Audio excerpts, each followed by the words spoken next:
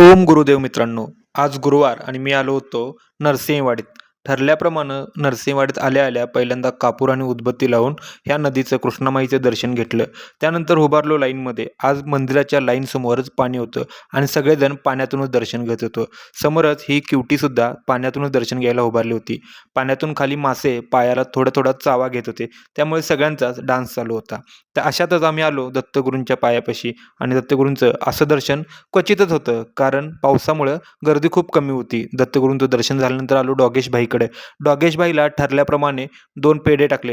त्यानंतर हनुमानाचे दर्शन घ्यायला ह्या हनुमान मंदिरात आलो. त्याच्याच पाठीमागं रामचंद्र महाराजांची एक जिवंत समाधी आहे. ह्या समाधीचं दर्शन घेतल्यानंतर वाडीत आल्याचं सार्थक झाल्यासारखं वाटतं. रामचंद्र महाराजांच्या दर्शनानंतर आलो महात्मा पाटील महाराजांच्या मठात, ज्या ठिकाणी महात्मा पाटील महाराजांची देखील एक समाधी आहे. या समाधीजवळ आल्यानंतर तुम्हाला तुमच्या आयुष्यातील सर्व दुःखांचा परिहार झाल्यासारखं वाटतं. महात्मा पाटील महाराजांचे दर्शन घेऊन मी निघालो परतीच्या प्रवासाला. जाताना पहिल्यांदा मी आलो अवधूत स्वीट मार्टमध्ये, जिथं पेढे आणि काही मिठाई घरच्यांसाठी घेऊन परत मी कोल्हापूरला यायला निघालो. ओम गुरुदेव दत्त.